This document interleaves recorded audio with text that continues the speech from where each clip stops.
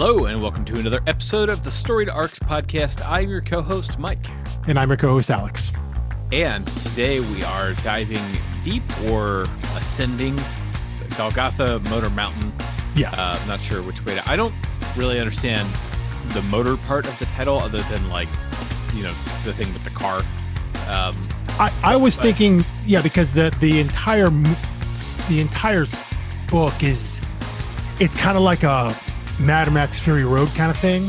Because it nods in like 20 different directions like that. But it basically becomes a car chase, right? As our two main characters, Vernon and Elwood, as they are trying to make their meth rounds with this space dust, as they go from place to place, and the people keep chasing them. It's also very Blues Brothers-esque, where, like I said, they make a one stop, make some enemies, make some more stop, and those people come after. So it's like one big extended car chase. So I assume that's what the Motor Mountain is.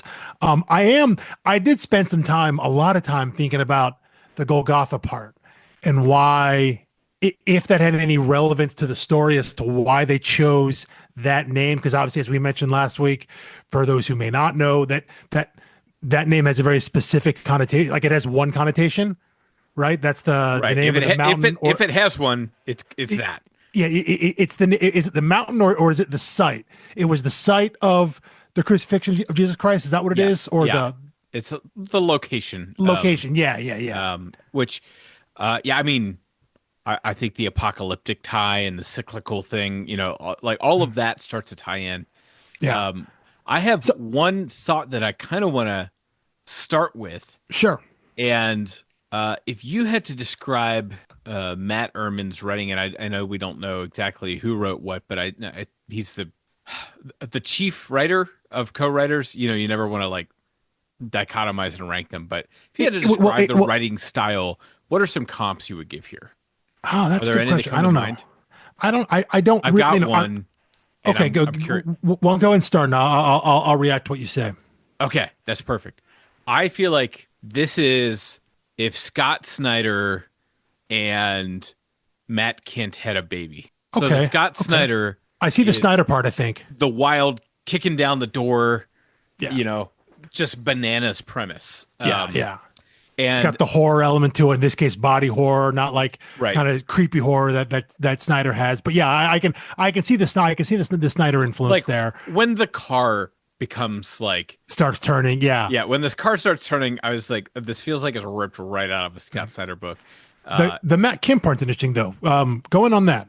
Okay, so the Matt Kindt part. Well, we know he has some background in writing for kind of the blue collar, redneck hillbilly group, just from Grass Kings, which we covered on this podcast. Mm-hmm. But there's another thing that Matt Kindt does that I know a lot of writers do, but he was the one that came to mind for me. I had a flashback to reading Department H from Matt Kindt, where there is present dialogue happening and flashback narrative being overlaid on the same page, and you're reading two seemingly unrelated accounts that start weaving together, the longer you read it. And, Sure. And I think the brilliant thing about Matt's writing is, so I don't know how to say this, but the eloquence of the narrator. The narrator is clearly very intelligent, well read, quoting, everything from Flannery O'Connor to who's that pharmacist who wrote I don't even know how to pronounce the word. It's a Epaphrodite spelled backwards. Yeah. All of these arcane, obscure things while talking about the meta narrative of story and human nature, all of this stuff that feels like it could be overlaid onto another book or could just be its own standalone essay about humanity. And you've got it overlaid on top of this bonkers hillbilly Scott Snyder, Robbi Rodriguez neon color. To comp him as a writer, there's no comp. But I was just trying to, that's how I relate to writers when I enjoy them, is oh, this is kind of like this piece of that person that I like and this piece of that person that I like. I was going to say the first thing when you asked that question, which I hadn't prepared for, but the first thing I thought about, less about the writing style, but more of the structure, the presentation of it. It's very kind of current day Tom King in that there's a lot of narration. Especially when you said narration boxes and all that, there's a lot of narration where you have dialogue, less panels, and as you're moving through, you're reading the voice of the narrator, and there's a lot of that. And that's like telling your story, and what the narrator is telling you about what's happening is almost in a way more important than the actual action, the dialogue that you come into. I mean, the kind of recent books that I've seen that Tom King has written, some of his miniseries that come to mind, Supergirl Woman of Tomorrow, Helen of Windhorn, Animal Pound, like this idea that there is a narrator telling you, and sometimes that narrator is a character in the story, but the idea that you're reading just like big chunks of narration and not a ton of dialogue at times where you can go like 3-4 pages and you're just getting panels of art. Sometimes it's sequential, sometimes they're like vignettes of scenes that are happening throughout whatever the world the story they're telling.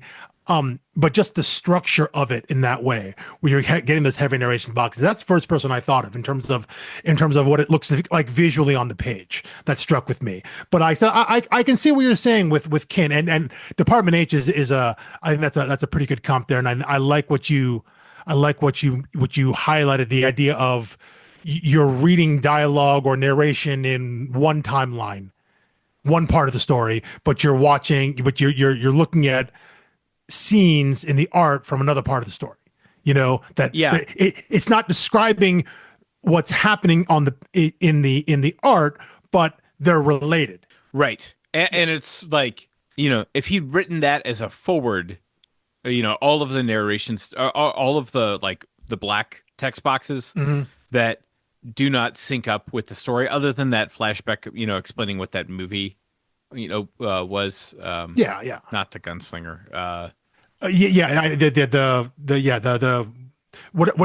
The faux John Wayne movie or Yes. whatever it was. Yeah. Right. Like if all of that were written as an essay at the beginning or end of the book, it would, it would have the same effect. It would color your reading of it, but it would be a lot to dole out at once. I would disagree that I don't think it would have the same effect. I think when there's Really? big Okay. block, I think when there's a big block of text, that's just an exposition dump. That's like when you start a comic book that way and you get this big Yeah, exposition. I agree with that. I'm personally, I'm not a fan of that. I've read some books like that I think I kind of downgrade in my mind, because every Is this a little issue lazy? starts with just a page of text to like, it's like the Star Wars, the scroll at the beginning. I don't It's think like, that for me. I couldn't for me, figure it out how doesn't to work in visualize comics. this, so here you go. Yeah. Because to me, I'm like, well, if that's part of the story, then like, why didn't you figure out a way to integrate that into your storytelling? That's kind of where my mind goes.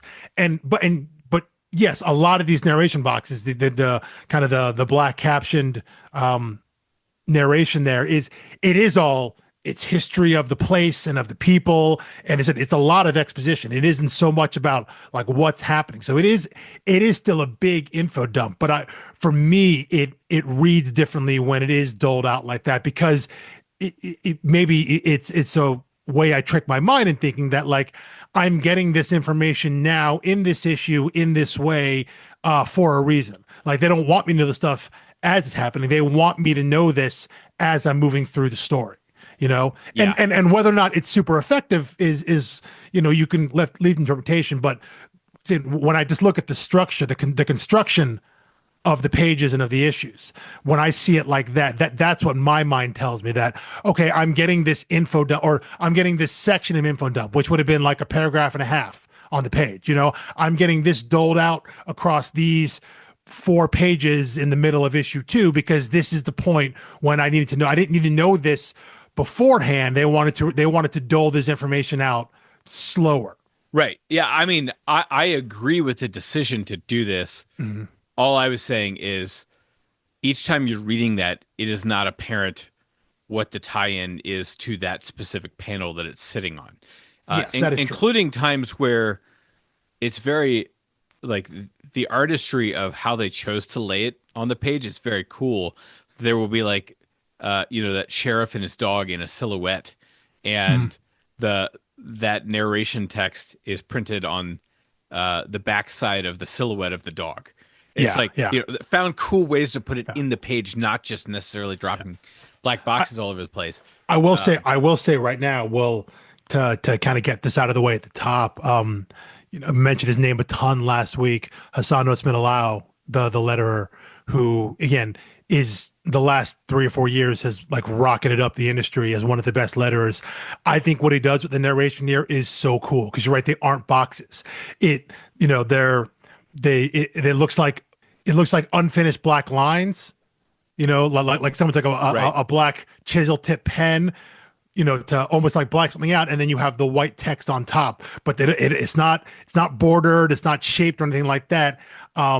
And you can see where like they're not like full lines. They almost look scratchy, or like the pen didn't quite the marker didn't quite get full purchase on the page or something like that. Like it looks like that part is like hand drawn on. Like we just need to make space here to write words in, as opposed to when you put borders and lines around your narration boxes. You were saying like this is narration. Just that visual I think is so cool and so different, and not something you see. And getting a like doing your narration in that way, you know um being able to experiment and not just have a regular text box, Right. even if you do funky things with the colors and fonts and things like that, to change up the actual background and how it fits on the page.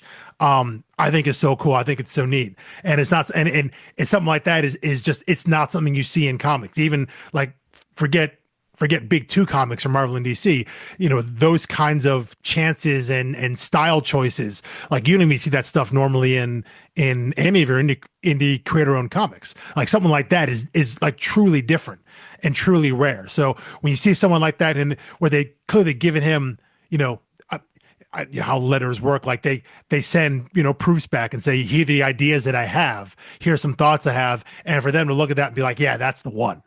That's what we want for this book. That feels right. And for them to be open to that and receptive to just having this like totally wild and different presentation for the narration, I think it's really cool. I think it shows this kind of maybe open collaboration, that they're cool with having this book really feel different, look and feel different.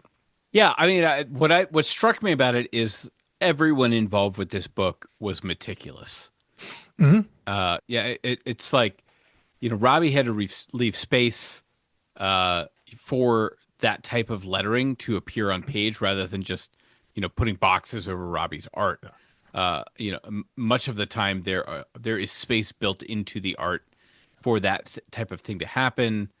Uh, Similarly, the colorist has to work with sometimes leaving a third of the visual page black. Mm-hmm. Trusting that, like, yeah, the letters will take up about this much space. They'll do this. All of those moving pieces just blow my mind. Yeah. When it's one of those things where when you read it, it might not register, but if you just stop and stare at it and think, this went through how many people's hands, Yeah.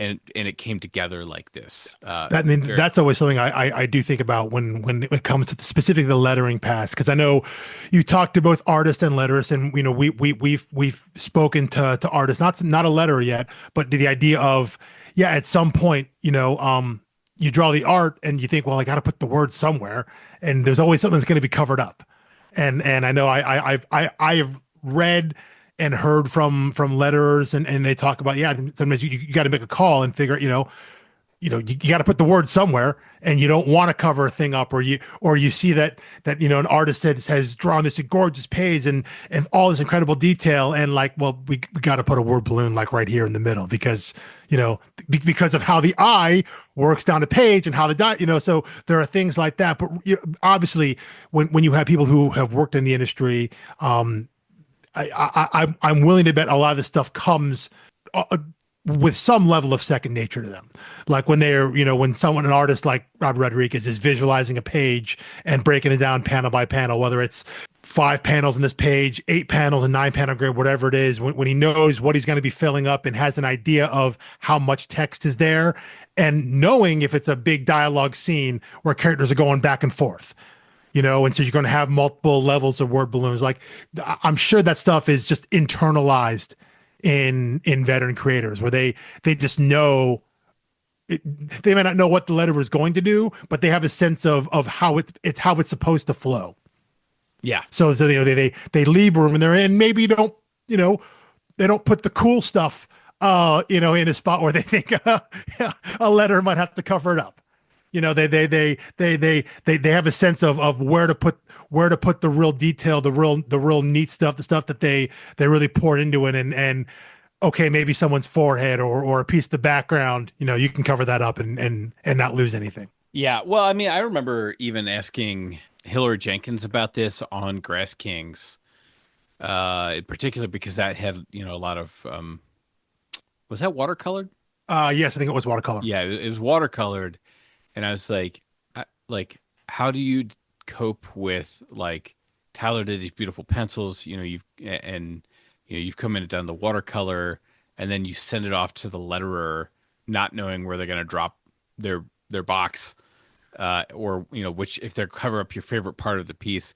And she was kind of like, out of my hands at that point. I'm already working on exactly. The next one. It is what like, it is. well, Like that's pragmatic. Yeah, you've done your part of the assembly line, and now it goes to the next. It goes to the next person. Now it's to the lettering pass. So yeah, But again, I think the idea of when you have veterans who have done this enough, so that starts to become internalized, and that allows you to do some really cool stuff. I think when that frees you up to take bigger chances, bigger swings, and said having some of the narration and the dialogue. You're right, whether it's set against someone's flat black silhouette. Use that as both a place to show dialogue for a character, but also to use that as narration, depending on what kind of text and what kind of font they're using.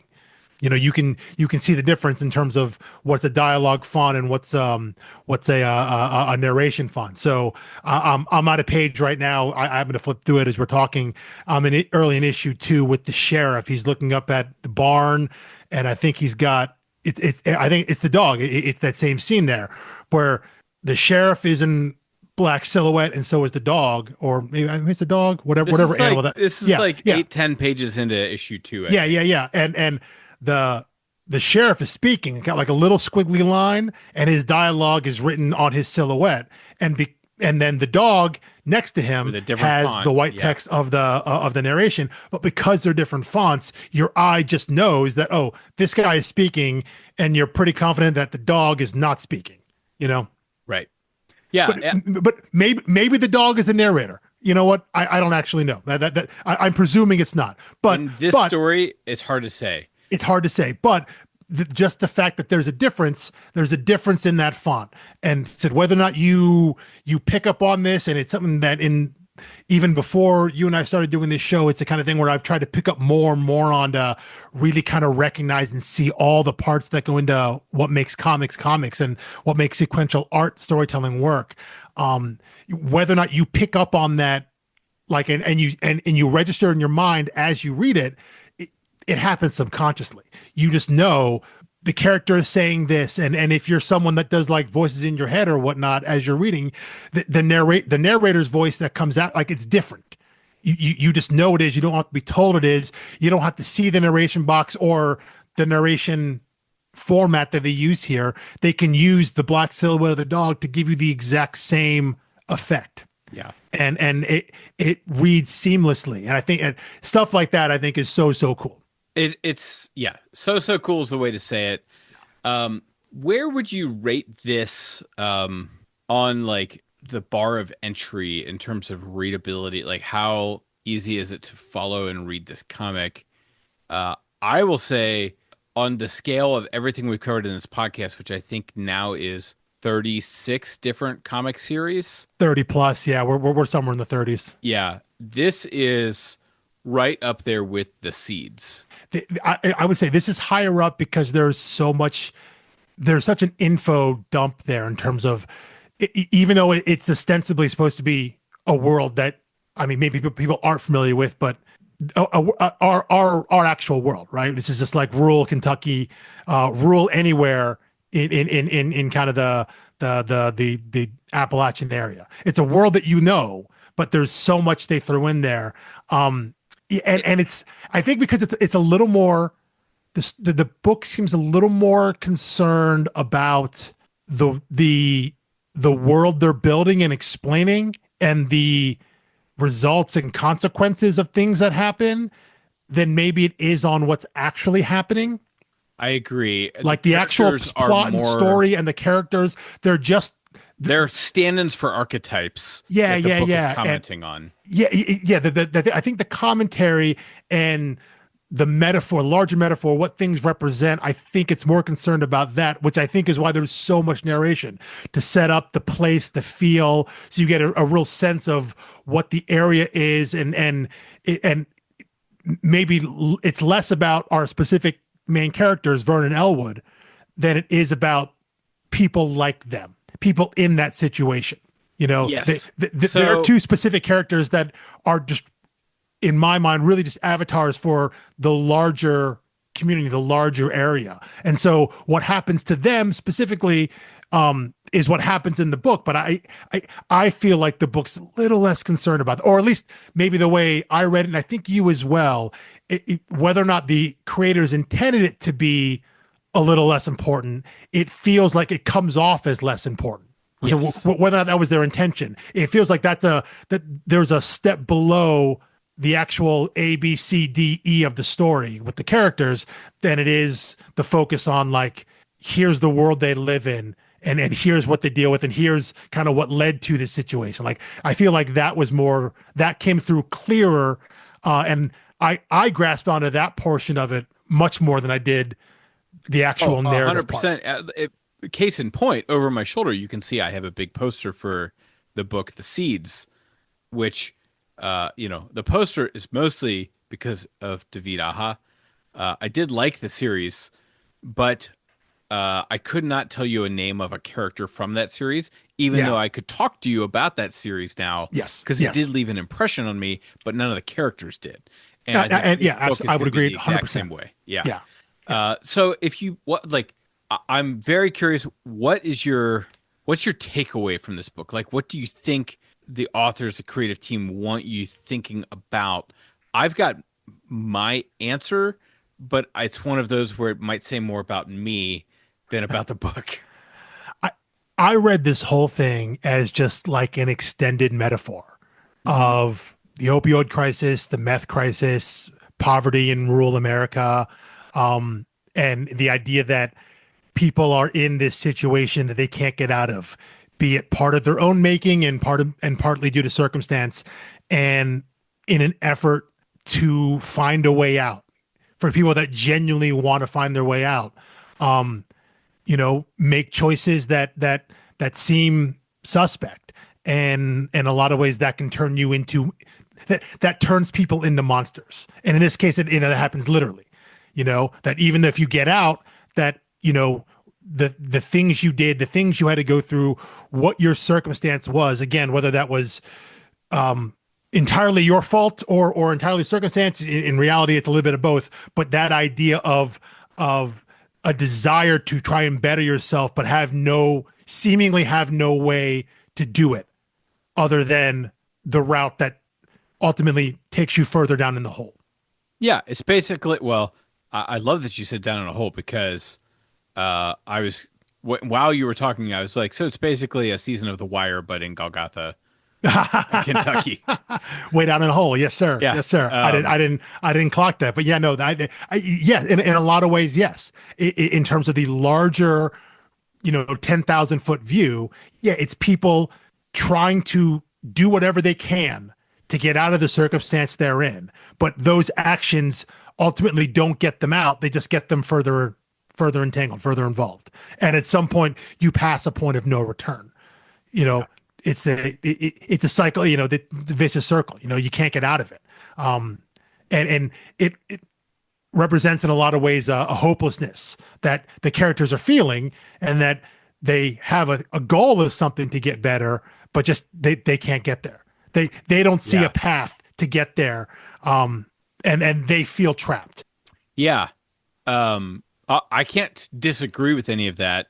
I think the narrator led me to read this slightly as like I took an optimistic message away from it in that I took it as a cautionary tale about human nature and humanity.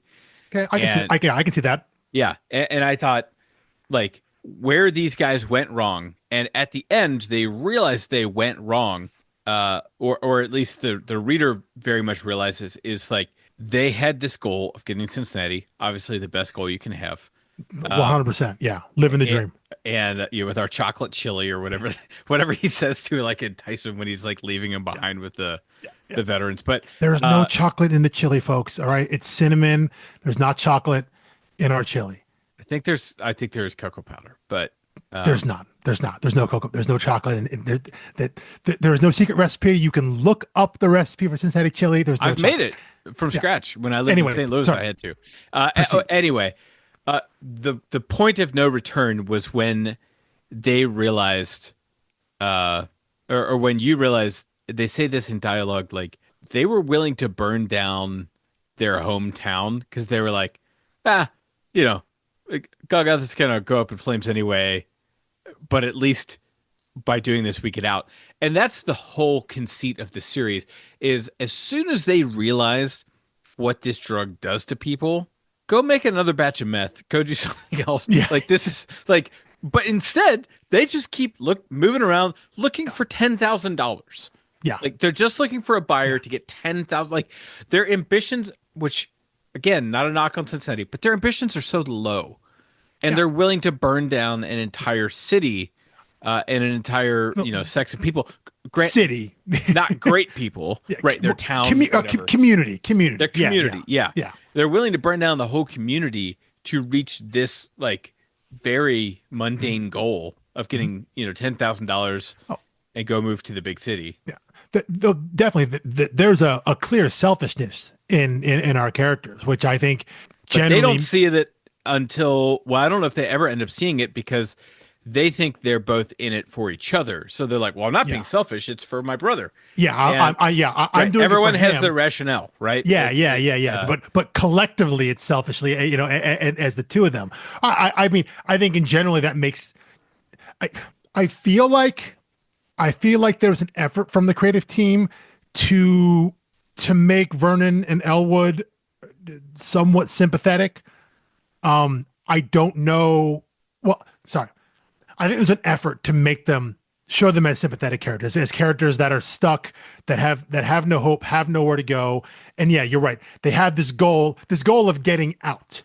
Whether or not, we can talk about the specifics of getting out of a rural place and go to the big city, which is Cincinnati. But the larger message there is just they feel stuck and trapped where they are, and they want to get out. They want to move on to something better. Just that idea of getting out of the circumstances you're in, recognizing it's not good and wanting more. I feel like they wanted those characters to come off somewhat sympathetic. I did not read them that way. I didn't feel that towards them. I think they're characters you can feel empathy for, but I didn't feel sympathetic to them and such. I didn't connect with them, which I think leads back to what we said earlier about the reason why the actual story, the specific plotting of what happens to them on their journey from the beginning of the series to the end doesn't really resonate with me or you, I think, because we didn't connect with the characters. I'm not saying you have to like them to connect with them, but I didn't connect with them on that level. I didn't connect with their plight, as it were. I understood it, but I didn't connect with it. But I feel like that was an intention of the creators. They wanted to show these guys just like two guys who are kind of morons, who, they cook meth for a living. That's what they do. Right. They didn't start out wanting to do that. They don't want to keep doing it. Yeah. But this kid's. But they've been doing it and have no real reservations about doing it.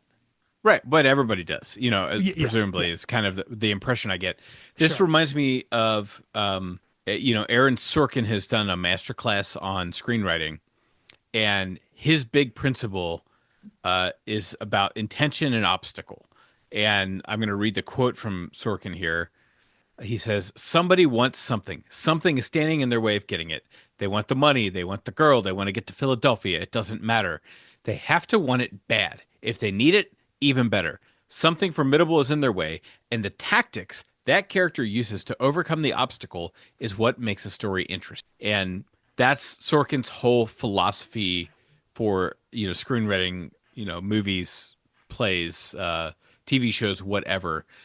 I think this might have actually worked a little better in terms of the characters if we got 3 pages before the first page of the book, where we like get a sense of like how garbage their everyday lives are through no fault of their own. And then you realize they think the only way out of this is like, we got to get to Cincinnati, but it's expensive. And you see a little bit of like, a flashback how they were trying to save up the money through a fast food job or something like that. And, they get enough to get by, but not get ahead. And so then they eventually compromise, take this shortcut to cooking meth. Then this rock falls out of the sky and they're like, bam, take it out. I think, and I'm like, that's almost, I'm going to say it's very obviously that's what happened. Like that's their Hmm. story. Yeah.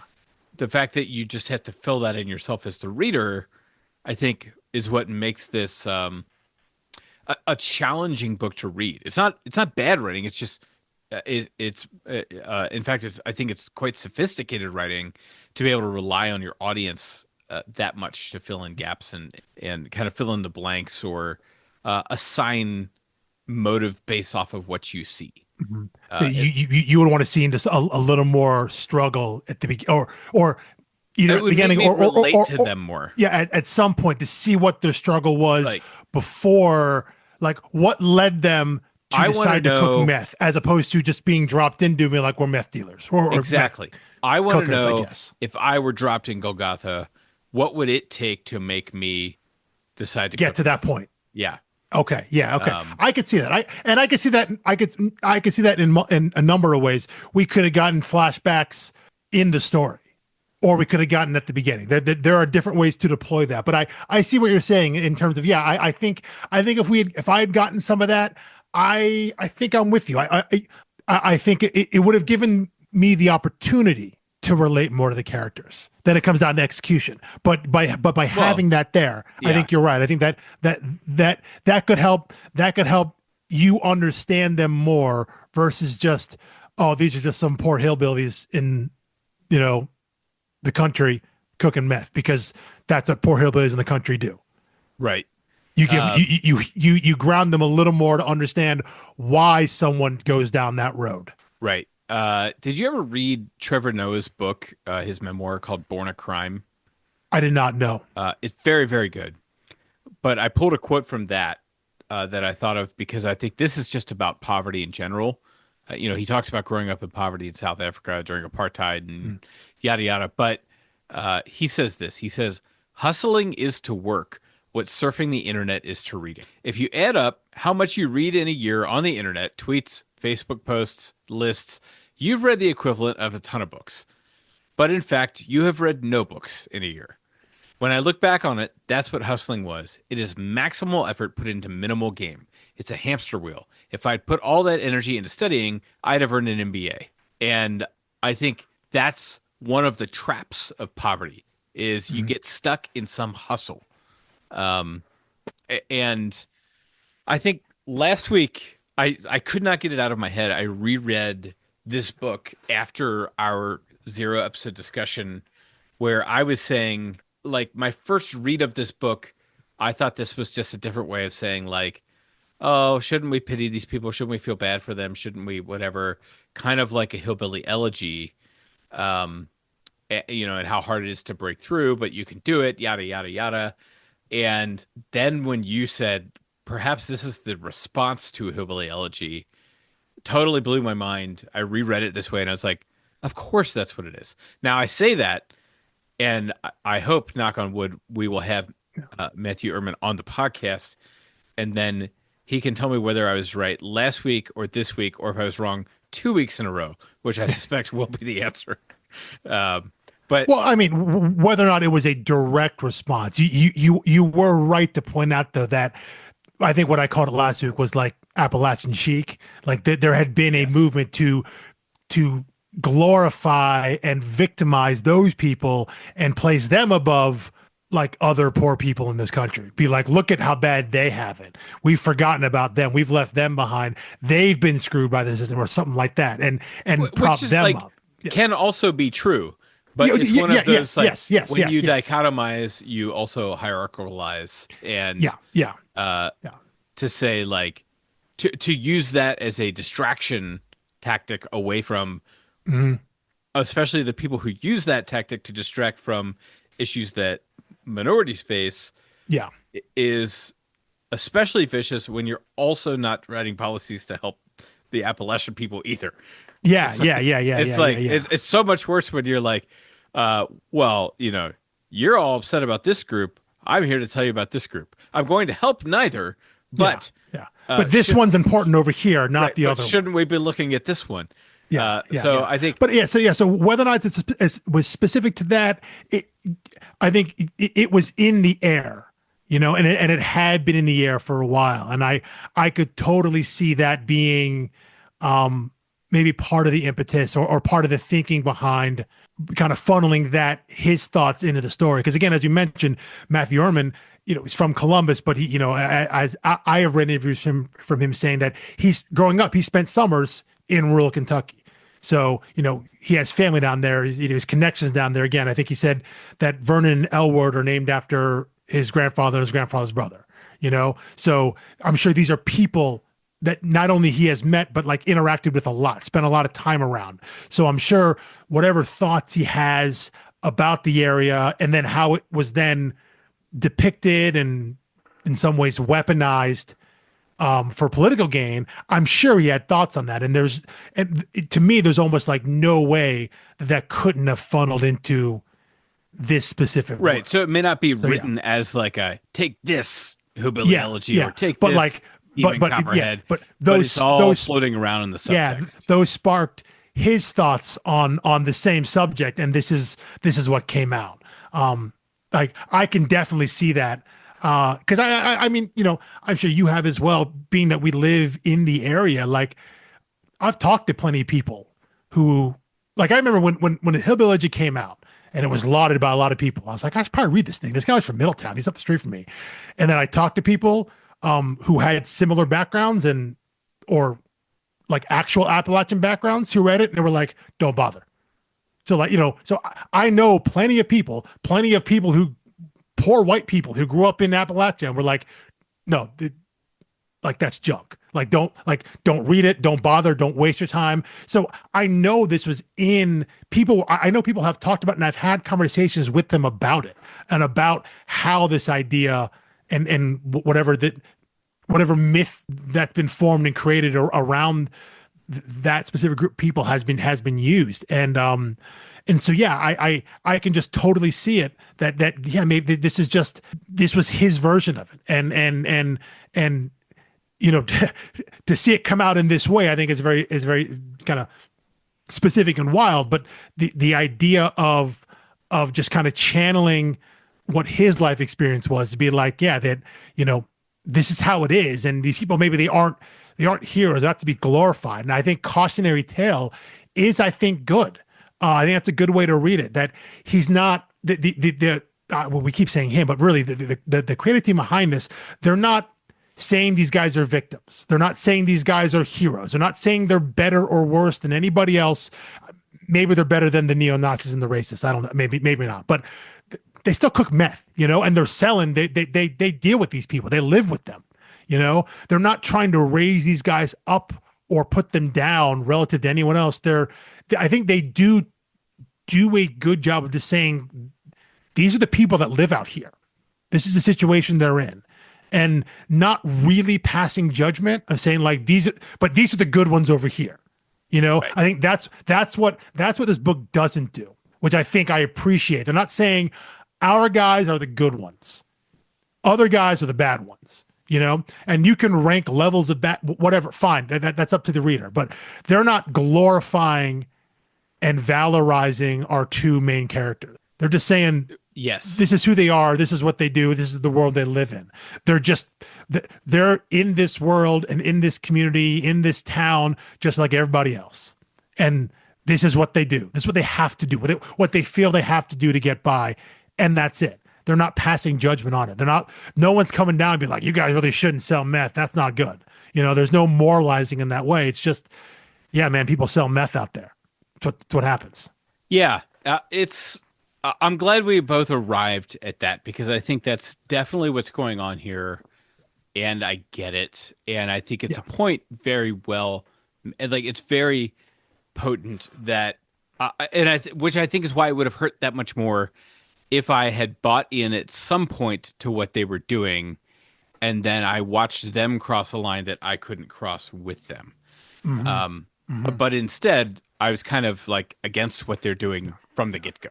Yeah. And I think also the reverse could be true, where if you're watching these guys and they're acting so noble, they're acting so much above better, you know, if they are really valorized. And again, if they were put on a pedestal as these were the good ones, if they were elevated in that way throughout the book, and you're like, and I think that would also probably ring false to you as well, right? That they're just showing that, you know, that these guys aren't like everybody else, you know, right? And because they're our heroes, we're connected with them because they're the good guys. And I think if you had read that with us in a similar way, just like if they were just, you know, kind of propped up and then brought down low, if they were propped up well above all the rest of their characters on like a moral high ground, you know, like the moral high ground of selling meth. Yes. So I think if this were like a slightly longer series, and you saw at the end of one issue, after they do a successful meth run, that they buy groceries and they take them to the old shut-in woman who was denied her Medicare benefits, you'd be like, way too much. Well, no, for me, it would have been. Well, right, that would be like the wire of it. That would be like the, oh, okay, you know, they're kind of giving back to the community, even though they're kind of parasites on it. Like, you know, what is their net contribution to the community? Are they doing more good than harm through these like little actions where they try to make up for it? These guys have no interest in doing any good for anyone but themselves. Yeah. And they're, you know, kind of villains. Yeah. Well, I think it's the kind of the semantic argument of like, I don't know if they're villains, but they're definitely not heroes. It's that kind of thing. Right, but they're not even like anti-heroes. Like they're not exactly. They're not even that. Yeah. They're not even trying to do a good thing. They're not even incidentally doing a good thing. And I think that's while I said previously I didn't connect with the characters on their journeys, but I understood them. I think the part that I appreciate is that they didn't bother doing that in either direction. They just presented these guys and said this is who they are and what they're trying to do, and they didn't pass judgment saying that they're better or worse than anybody else they're dealing with. Just that this is a situation that they're in, here's what they do, and what they're trying to do, is ultimately just we're trying to get out, which is fundamentally selfish, because you're right. They're doing it by damaging the community that they say is so terrible that's damaging them. You know, cooking meth and selling it to people around you isn't really helping you, except if you get enough money to leave. And then what's behind you but like a burning pile of ash, which is like literally what happens. You know, that goes from metaphor to like actuality here. But you're right, that moment of clarity doesn't come until the very, very end. Ultimately, when it's too late. You know, they look back and the Rubicon is way behind them at that point. And I don't know. So there's no real lesson there at that point. Right. I don't know if they would have done things differently. Probably or if not. They learned anything at all. Probably not. No. And I think that's kind of the gut wrenching part of this is. Well, and I do think that's kind of the end coda, right? When we see Vernon, he has now transformed. He looks very, I mean, honestly, he looks like the Beast from Beauty and the Beast, which like not super terrible, but we see him, right? He's in Cincinnati. Maybe a Cincinnati that you and I maybe want to live in because it looks maybe a little better than we are right now. But we see him and like he's there, he quote unquote made it, and like it's not what he wanted because he didn't get there with his brother, and he has. I think we're supposed to see some idea like, I made it here, but at what cost? Was Right. this worth it or not? And so yeah, there's no lesson or any, I think cautionary tale. I go back to what you said. I think that's what it is. It is in terms of, you your actions, your choices all through, no matter what your circumstance is, whether you're dealt, whether you have literally been dealt, like actually been dealt a bad hand, or you put yourselves there, your choices are still your choices. The Right. decisions you make and the things you decide to do, the actions you decide to take are still yours, and you have to still live with those consequences, even if you were dealt the worst hand, the worst starting hand possible. Yeah. And Let that me sucks for you, and I'm sorry, but if you still have to own your choices after that, even if those that's how it goes. you Here's know a comics comp for you. I think these characters' favorite comic book character is Frank Castle. because they don't know what he means. Right, because they don't get Frank Castle. Yeah, They yeah, see yeah, him yeah. doing awesome stuff. Maybe that's more like the vets that they go see. Oh, the vets absolutely have a thin blue line Punisher logo Right. on over half their trucks. Yeah, Yeah. definitely. Yeah, Well, they bought them used and it already had it. And they probably. were Yeah, yeah, like, yeah, I'm yeah. not going to take that off. No, Yeah. So, that's why they bought those ones. They came pre-painted. yeah. So, but I didn't feel empathy for that group. So, like, No, I think the whole thing is I feel empathy for humanity here, and for the town while not feeling it for anyone in the town. I I'm like, I, I agree. that I is a agree. shame that happened to humans. Yes. It's not a shame that happened to neo-Nazis Yeah. or the sheriff or the like wildly racist group of like veterans and whatever. It's like it is not a shame that it happened to these brothers dealing meth. Hmm. So it's like not a shame for anyone in particular. It's just kind of a broad like look back and you're like, oh, what a shame for humanity. Yeah. And I think that's a fine way to tell the story. I think so too. I think so too. And I said, I think when you're telling this story with these kind of characters, I think that's at least for me the way I want to read it. That's how I want to be presented because I don't want the story where our two guys are the two good guys in the town.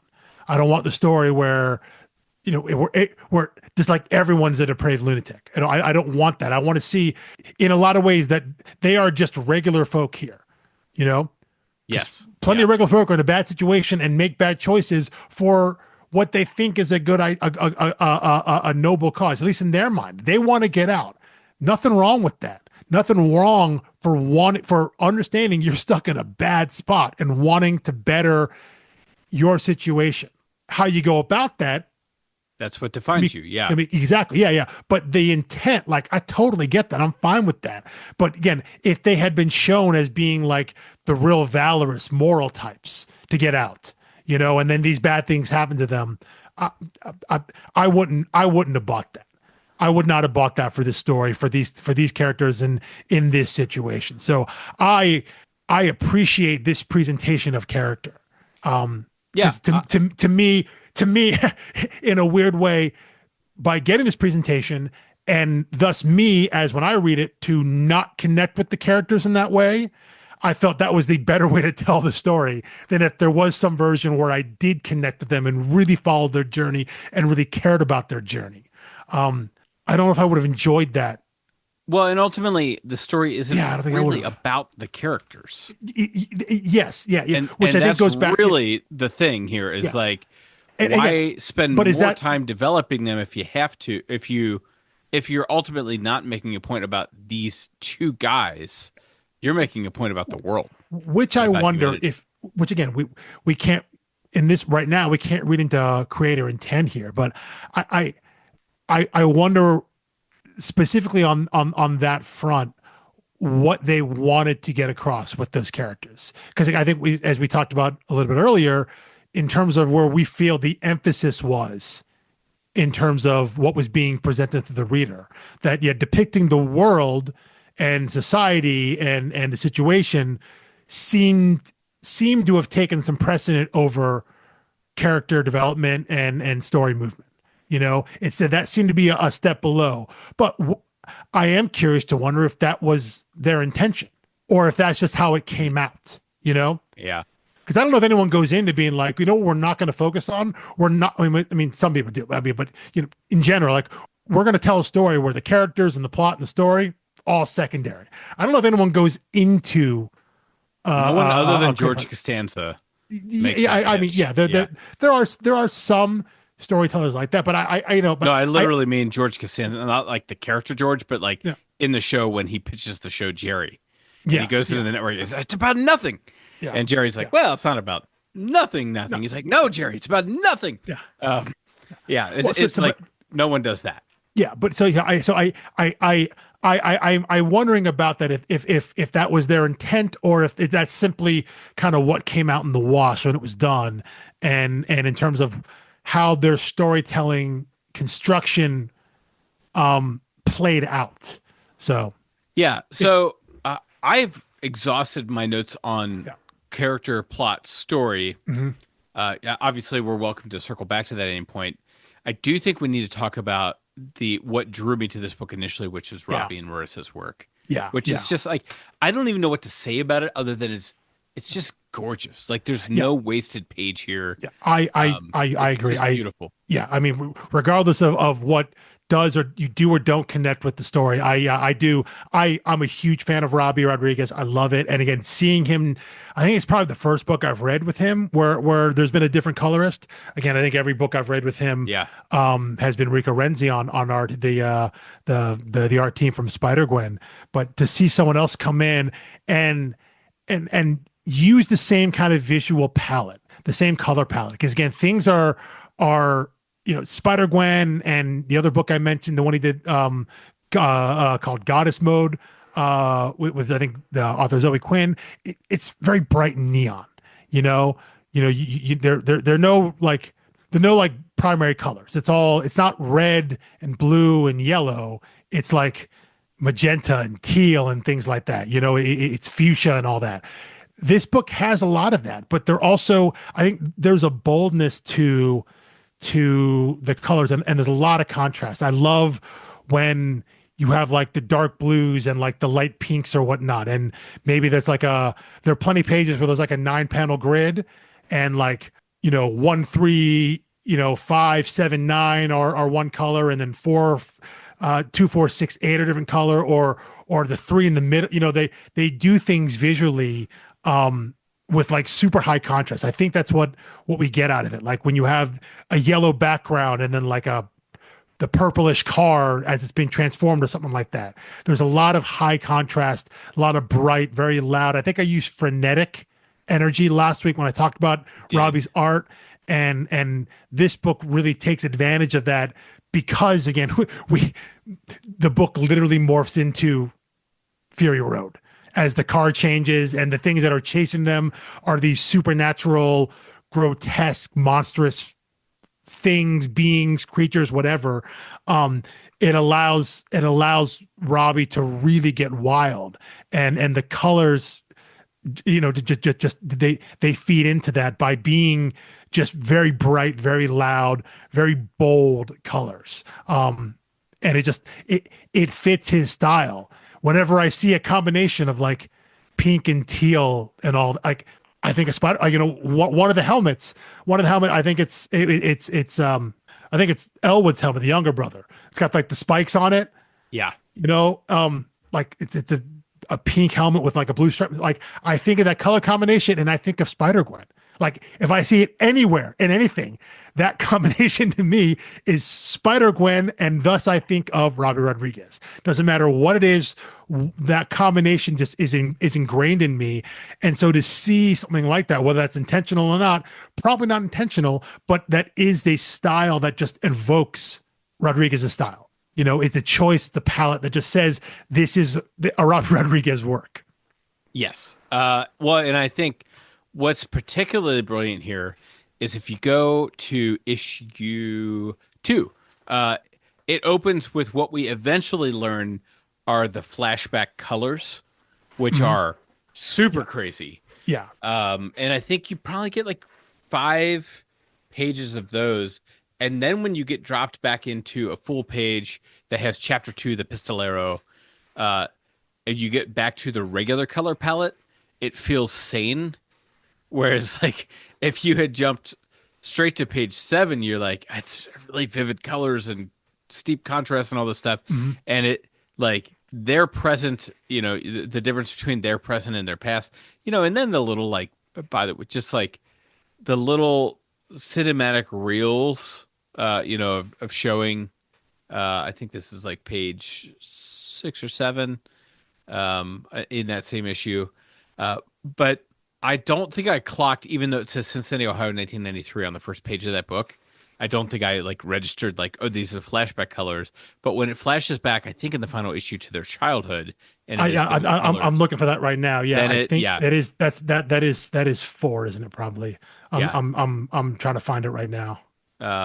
it's so cool, and getting their backstory didn't shed much light on it. Yeah, it's Mhm. it's in the first, it's third, close to halfway Yeah, through yeah, no, the I final just found it issue. now. Yeah, where it's like a 2, 3 color palette, you know. Yes, Everything's pretty except washed out. that Yeah. one that is like 6 horizontal panels, and only the middle one is them in the present. You get to see the contrast in the color schemes there. Yeah, yeah. This is Dark purple and outstanding, blues. Yeah, and then outstanding it's color work. orange and yellow, and their father is this hulking, Right, the mostly blue flashbacks figure. Yeah, yeah, look like yeah. No, yeah.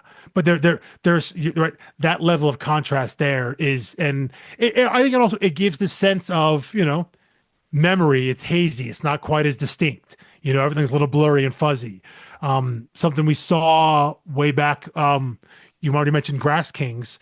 Whenever there was a flashback there, those flashbacks didn't have. In that case, they didn't have like panel breaks and lines. Everything kind of bled into each other with that watercolor style. Here, you get the same idea of kind of vagueness, and everything's kind of, it's not sepia toned, but it's like there's a filter on it that where things are a little less distinct and a little more.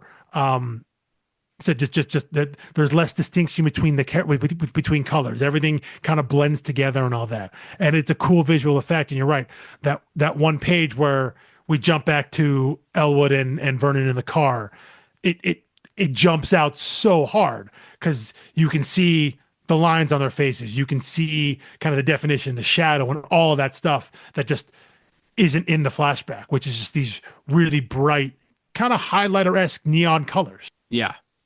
Um, yeah, I don't know what to say about Robbie's contribution to this other than it's perfect. And I hate not having more detailed commentary than that. I mean, I imagine there was probably description of what the car looked like, what the monsters were, and I have to imagine when you have someone like an artist like Robbi Rodriguez, like you just let him go, Yeah. and whatever you get back is probably going to be better than whatever you described. Because yeah, getting this kind of really wild, again, crazy, grotesque body horror stuff on both bodies and other things is so in his wheelhouse. I wonder. I'd be interested to know, like how they hooked up, like how Matthew and Lonnie got together as co-writers, and what the process was to finding Robbi, and then also working with Marissa Louise as a colorist. Because I'm always curious about how this stuff comes together. But like, is this the kind of book you look at and someone's like, it'd be great for this crazy wild stuff at the end? An artist like Robbi Rodriguez. I wonder if that's an editor thing, or do they have in mind? I'd be super curious to ask about that, because as I said, this stuff, just the craziness, the outrageousness of some of this, of some of the visuals, especially at the end when things are completely off the rails. That stuff is so perfect for an artist like Robbi that yeah, it is. It's cool to see him get to do this really wild stuff, and really allow him to stretch and flex, just kind of his imagination. Yeah. And super cool, very modest. I was talking to him a bit about this at the last con we went to, and he's a busy guy. Not too busy to talk. I don't mean it like that. I just mean like he had already moved on to so many other projects. He was like, "Yeah, it was a really cool piece." I think he and Matt might be buddies. I keep calling him Matt as if we're friends or have ever met or spoken. He's published as Matthew, right? I think so. Yeah, Matthew Yeah, I Erman. gotta call him that. Which is funny because I have a brother whose name is Matthew, who went by Matthew until after college, and now everyone in his life calls him Matt except me. I still call him Matthew, so I don't know what's wrong with me, but um, yeah, incredible, incredible stuff from that art team. And really, the last piece of the puzzle here is this in-story manga. Yeah, yeah, no, I definitely want to talk about this. I definitely want to talk about this. I'm going to attempt to say his name again. Nicola Shizmezia. I think that's what it was. That's Um, it sounds as good as it's going to sound from an American, I think. probably so, So, probably which so. is high Um, praise. but so I guess I'll ask you about this. What did you feel about its inclusion, in terms of both like why you think they did it and what you thought it added to the story? This was another thing, like almost everything in this book, which didn't make sense to me until the final issue.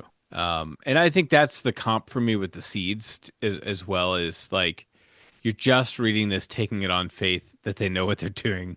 There's a Yeah. purpose for all these disparate things you're stringing together. When I saw the concept of it, just the idea, just like the pitch of like it's an indie comic book, it's a limited series. There's this great creative team, and then within the world of this story, there's this manga that the characters read that's local to this town. And like that concept just like has me so excited that you're already in bonus point territory. It just feels like one of those very cool inclusions, especially as like a backup story. Because like for instance, if someone did that as a backup story in a Batman book, for like a 6-8 issue arc, and it was like, here's a book that Thomas read to Bruce every night at bedtime. I would think that's super cool. I'd be like 100%. You came up with a really cool concept. Execution's a different thing, but you came up with a very cool concept. The fact that they called it manga, I did expect to read right to left, but I do understand that when it is republished, especially like when Dark Horse or someone gets a manga and republishes like Lone Wolf and Cub, they have flipped it so it's left to right. Um, the manga itself, the story itself, I did not care about or for, and luckily it was short enough that it didn't matter. You just kind of had to get the Okay. gist of it. Okay. We got to the same place. Because as you were talking there, I thought we may be on different sides of this. Because I do agree. Normally, any sort of added universe building stuff like this that creators put into, like I'm here for. I love Right. back matter stuff. Conceptually, Yeah, 100, yeah. I 100%. love back matter stuff when there's like you've created newspaper headlines or letters, correspondence, blog posts, whatever it is. You got, I normally love stuff like that they've put time and thought into the world and making an in-universe comic, in this case a manga, and having the whole backstory, right? This is like Japanese immigrant who came to the area, so he's from the town and all that stuff, and it's about this. I'm with you. All that stuff, the idea of that's really cool. You could have dropped this from the book and you wouldn't have lost anything, I don't think. To me. That's also true. Yeah, and In so yeah, in the I'm with you. final I didn't issue, I think yeah. it underscores the final point, It, which it, was it here's another person from this town who has an yeah. unfinished story Yeah. because of what this town did to them. And yes, it ties into the story, but I didn't think it added that much other than like it's cool that they put the effort into doing it. And I can applaud that. I can applaud the effort. The idea that they had another story to tell and they went out and committed to it. Now you're right. If they really committed to it, they would have gone right to left, which would have been like an amazing choice. Like that would have been Right. an incredible choice. And that actually probably would have bumped it up in my book to just throw this in there and maybe have people who are unexpected be like, wait, I read this back. What's happening here? That would Right. have been incredible. But yeah, I don't think it added as much. It was interesting. I think I can give it that. But yeah, I'm with you though. The concept, the the impetus to create something like this for your world, for your story, totally down with. And I love with when teams do that. Just the specific execution here, yeah, it didn't quite land with me outside of being, oh, that's interesting. Right. I I didn't like need it. I like that they didn't, but I didn't feel like I needed it. Which one is the younger brother? Vernon? I don't know, Or I is it think Elwood. Elwood? I think Elwood. Elwood's the younger one. So Yeah. Elwood is the one who read this Yes. as a Yeah. Yeah. kid. Yeah. And I think it is a deep psychological play to say Elwood read this, was, bullied and picked on for reading it, um, enjoyed that it was from, you can only get it at the Golgotha library. Hmm. He read, it was supposed to be like a 10 volume thing. It only got 9 volumes. Every comic reader knows that pain. Yeah. And the fact that the writer was from Golgotha, was killed at a tragically young age, and the story was left unfinished is very formative to young Elwood, and Elwood ends up, replaying the same story. I was gonna say, yeah, So, living his own version of that. right. So I think if this whole book were a character piece on Elwood specifically, this manga would have crushed it. Instead, what we have is more of a conceptual story that has characters in it, and this is like a deep dive into the background and psyche of a character. So yeah, you didn't need it, but I still think bonus points for effort here. I agree. So I like when creators do this. I like when they put the time and effort in. But you're right; it comes down to execution. And for me, it not that it was wasteful, because I did find it interesting. I just when I think about the comic as a whole, and like if you skip that part, like I don't think you lose anything from the story. You know? Yes, Yeah. I Yeah. agree. Yeah. Yeah. Yeah. So. All right, well that I have exhausted my notes. Something tells me you usually have one or two more than I do when we Yeah, at the reach end this here, I point. so I did spend some time. At the top, we talked about why is this place called Golgotha, and I thought, well, there's a good chance that there's a place in Kentucky called Golgotha. So I did try to look it up. There is no town or any space like that, but there was at one point a. This is ridiculous sentence I'm going to say. There was a Golgotha Bible mini golf in Cave City, Kentucky. Cave City is a little, which that is a real, Classic.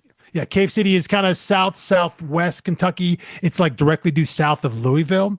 It's closed now, but apparently it was billed as America's #1 shaded biblical mini golf, Wow. implying that there It's is more than also a one. well, Right. no, implying that there's a #1 unshaded biblical mini golf somewhere in the And country at there's one point. yeah. But yeah, it was apparently a Bible theme, which again that makes sense for something called Golgotha mini golf. But yeah, I wonder. Again, it looks like it's just due south of Louisville. Kind of outish by Bowling Green area. I think it's near Mammoth Cave. So it's out in the middle of nowhere in Kentucky. I think it'd be hilarious if this were a place that Matthew Erman had seen or even gone to. Maybe that stuck in his mind as to why it was called that.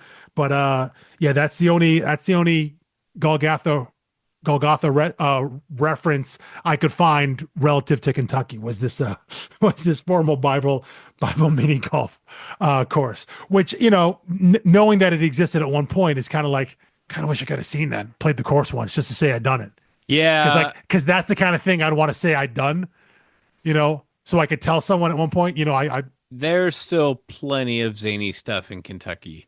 there is To, and he says as someone who has been to the Ark Museum and been to the Creation Museum. Um, Both? I have, yes, yeah, I Like to have. use the bathroom or? No, to say that I've done. Well, I went to the Creation Museum when it first opened to say that I'd done it, and then a few months later, I had some friends in out of town who were like, "We want to go see this. This is crazy." And I was like, "All right, fine. I guess I'll go again." Um, yeah, yeah. So they got like It's it's not 25 cheap bucks from on what it I or hear, something like that. yeah. Yeah. And then I have been out. Uh, I've been to the Arc site. I actually haven't been to it. I actually did some work on some of the roadways and parking areas to lead to that park.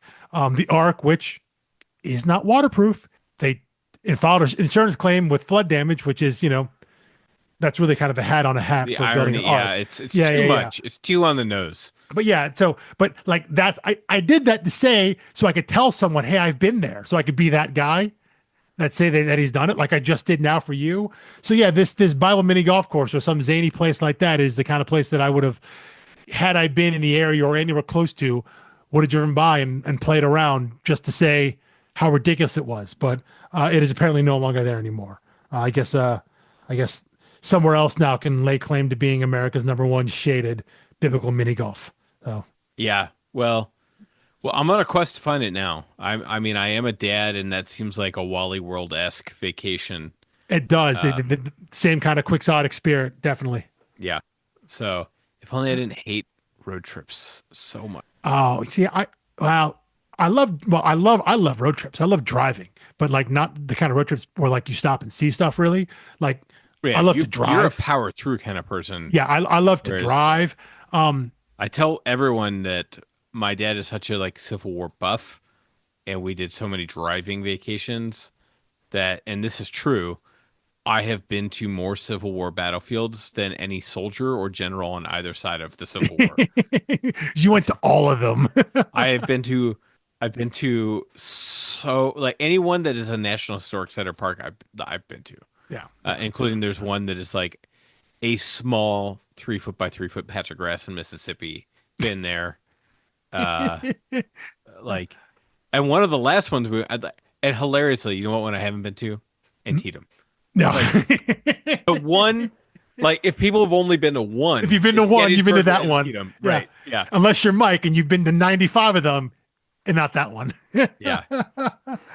But yeah, no, that's how I got there. I think in the end, I think my final thought with this book is the extended metaphor and what the book represents and what it's saying or what I think it's trying to say about this one particular part of the world and the people that inhabit it. I think that connects with me and lands with me a lot more than the actual storytelling part, and so while this isn't a book I would reread to because I want to go back into the characters, really get back into the world, it's a book I think I've enjoyed thinking about for those like second and third level ideas, thinking about what was their intent as to why they're showing these characters in this world. What are they trying to say about what society is like and what it's done to these people and how these people have reacted to it. I think there's more interesting things to talk about and think about on that side.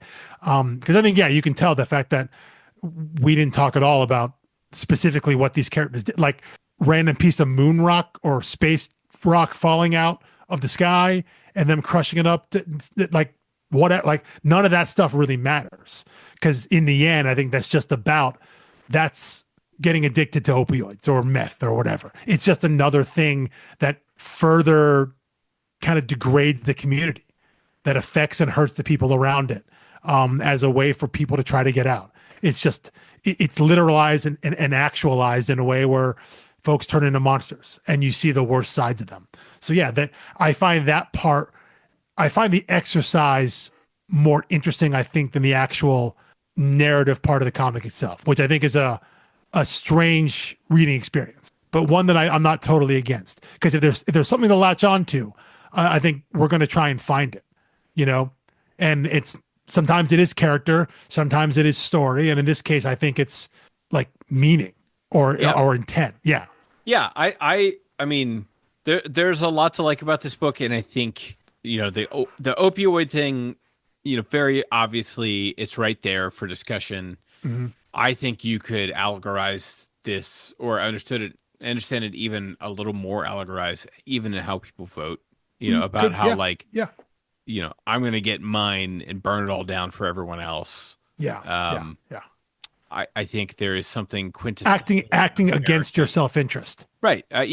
Yeah, yeah. Or trying to You're sorry, sorry, gamble. sorry. Acting against your long-term self-interest Yes, I was going to say yeah, in pursuit of your that's short-term self-interest. Yeah, yeah, yeah, yeah, yeah, correct. yeah. Yes. And that's absolutely what these characters do. And I think he even kind of says this is a quintessentially American thing. Like he says it's about humanity, but there are also very specific American like dreams. But mostly when he's talking about the veterans, it's like Yeah, yeah, these yeah. guys have an idea of what the country is and who they are. What it's supposed to be. Yeah, yeah, Yeah. yeah. And it's not great. Yeah.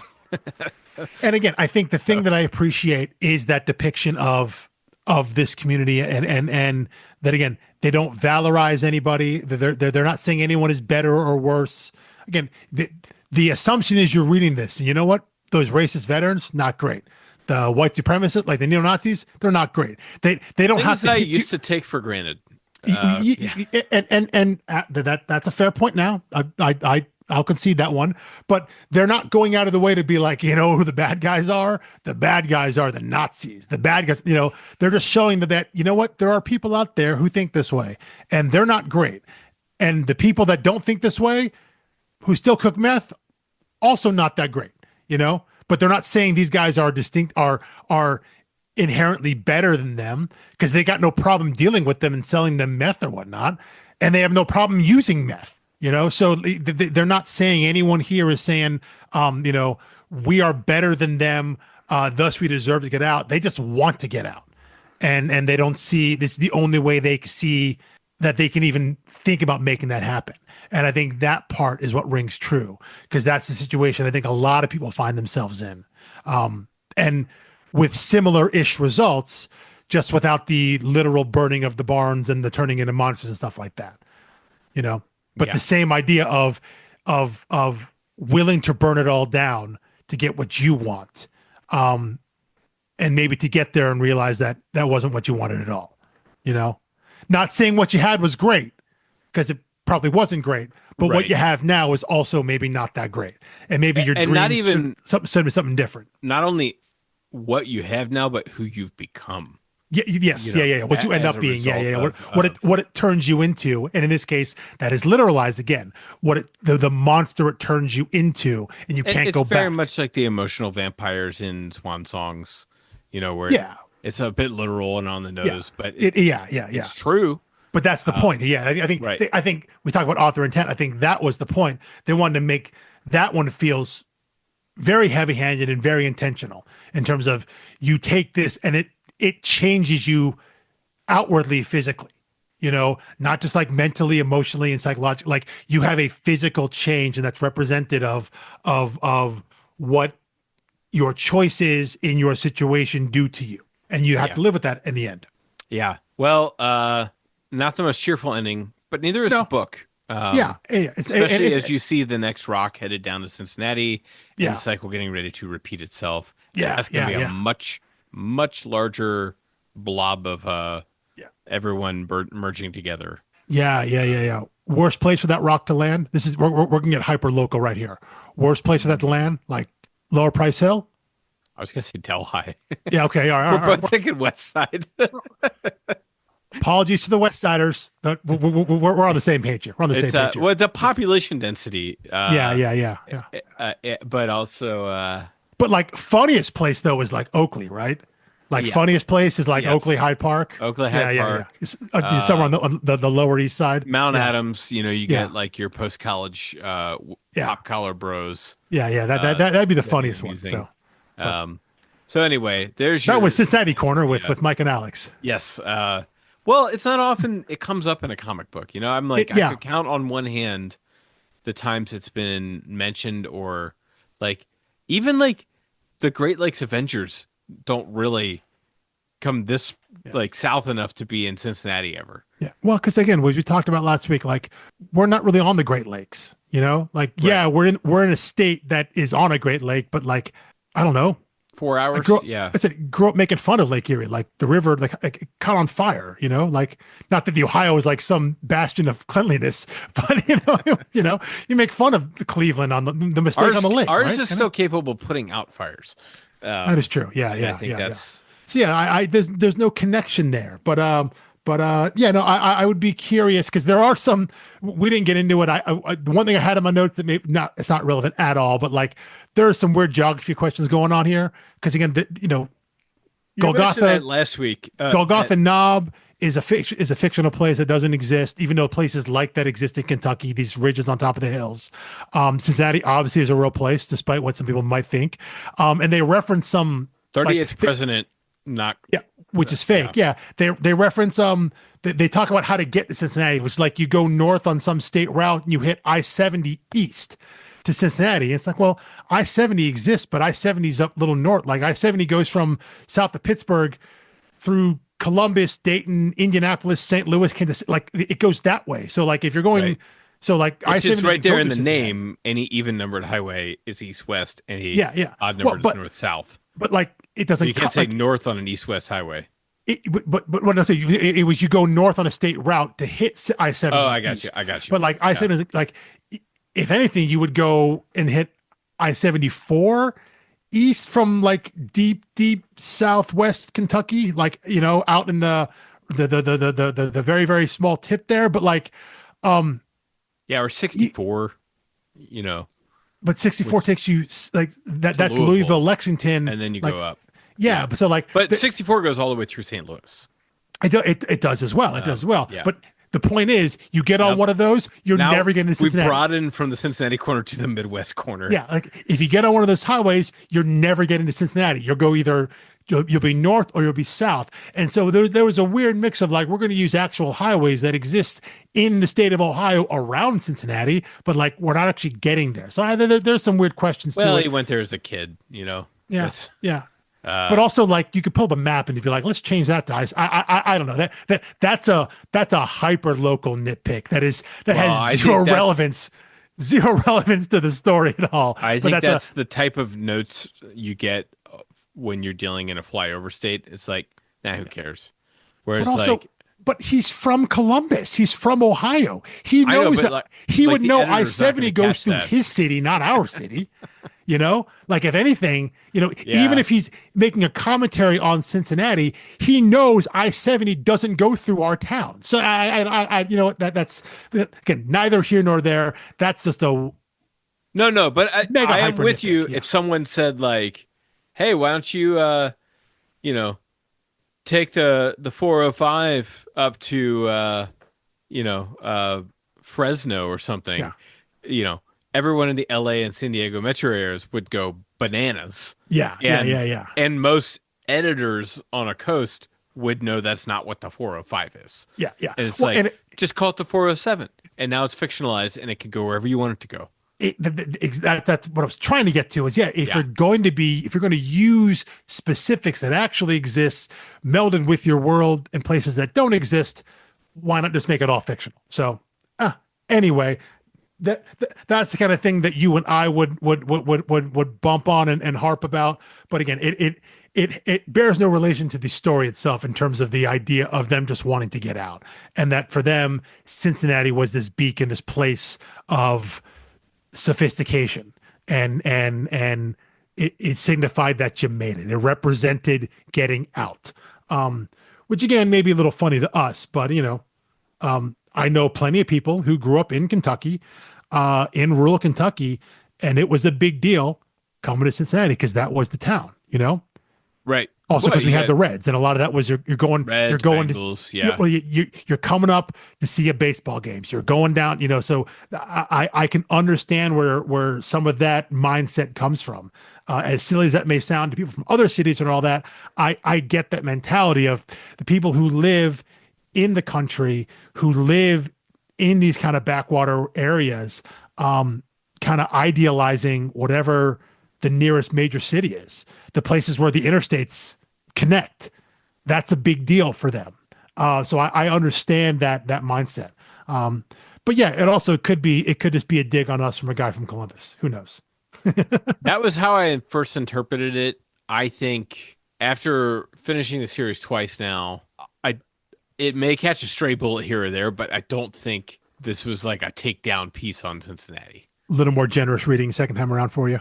Yeah, I mean, I think it was just like I think at worst he was like, look how low these guys' ambition is. They want to go to Cincinnati. Um, but he probably has family that loved coming to Cincinnati. Yeah, yeah, Um, yeah. But that's what I'm saying. Like, if you're from that area, I said I know people like that. That it was a big deal to come here because we were, I'll use the term, quote unquote, a major league city. You know, yeah, there were things to do here. We do have a great zoo. They talk about that. We do have a very good opera. We do have very nice things here. A lot of people don't know about. You should know about our zoo, though. We have an excellent zoo.